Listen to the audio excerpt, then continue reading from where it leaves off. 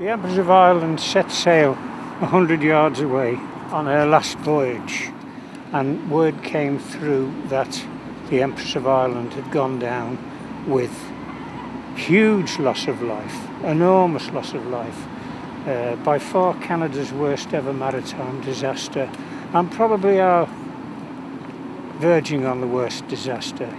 And for whatever reason, the Empress of Ireland has been the forgotten empress.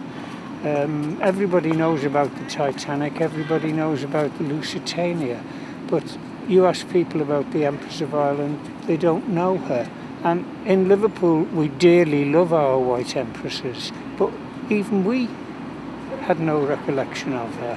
Maybe the First World War breaking out a couple of months later has overshadowed it. My name's Lynn Andrews. I'm the granddaughter of Stanley James Baker, who was bellboy in first class on the Empress of Ireland.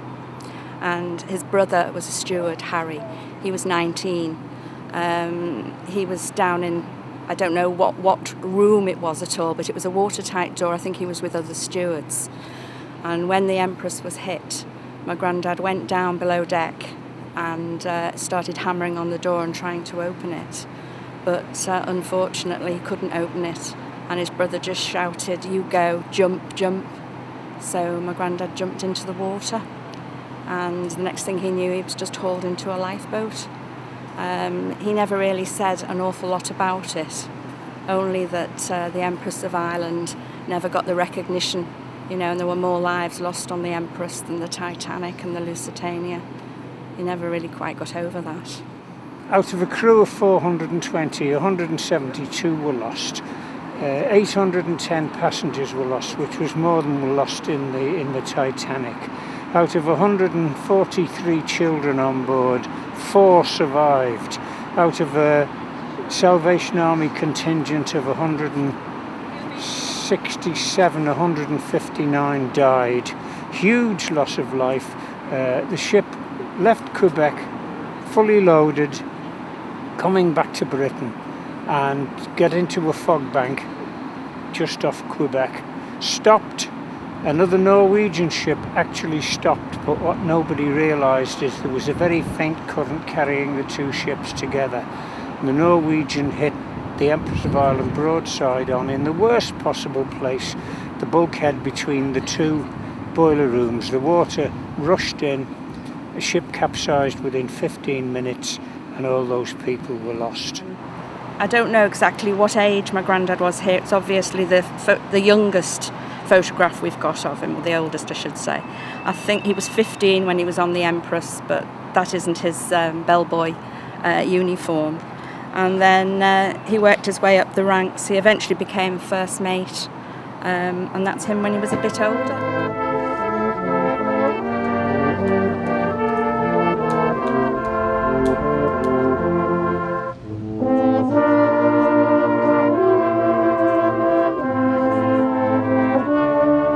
Here today, exactly 100 years, almost to the minute when the tragedy happened off Quebec, off Rimouski in Quebec province. We're holding a memorial service for the people who died, and it's attended largely by relatives of the people who died and those who survived. One thing has become very apparent to me in organising this event, talking to the third generation of families of the survivors. The hurt and the trauma did not die with the people it originally happened to. It's travelled down the generations. These people still feel as bad about the whole thing as they did at the time. I'm Jill Saywood. I'm the great-granddaughter of Captain Henry Hendel, who was captain of the Empress of Ireland, and I have a piece of the ship with me that was recovered by somebody who actually wrote a book about the sinking of the Empress of Ireland in Canada, and because I helped him and my dad helped him write his book, he sent us this piece of the ship that he'd found, and this is the piece of the ship. It's a very emotional thing. It's something that was very important to my great-grandfather. even on his deathbed, he was reliving the events that happened that day. He always felt that he should have gone down with his ship, and had nightmares about it all his life. And I think we've always found it very, very poignant, and very, very lucky that he lived, but very mindful of the 1,012 people who didn't. And I think it's always sort of brought a real lump to my throat, and also it's very sad that the Empress was forgotten, and so trying to make sure that it is remembered, and the lives that were lost are remembered.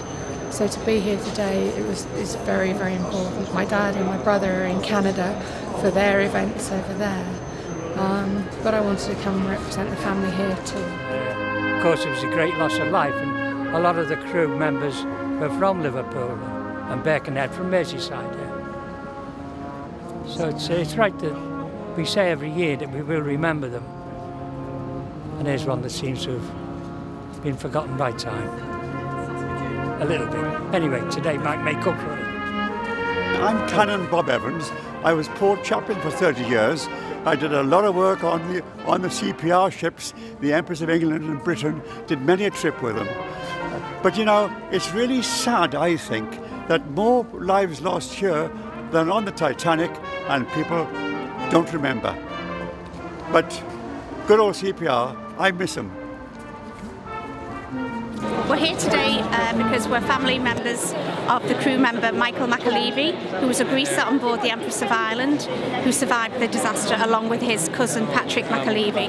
Our dad, who obviously is Michael McAlevey's grandson, Robert Williams, is with us today with his wife Ronnie Williams and her twin here Lucy, and her children Josie and Angus, and they're going to be walking in with the Canadian flag.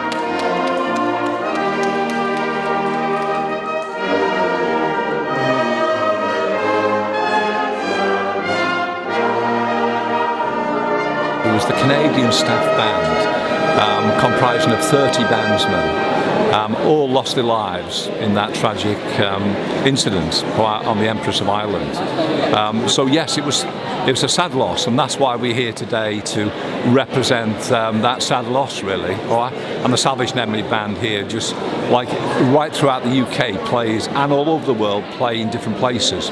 And so it's the least thing we can do is come here and share in this service on this memorable occasion, the 100th anniversary. Yeah.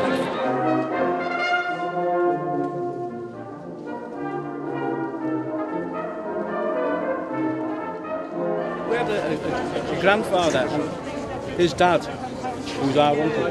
He was one of the crew members. Crew survivors.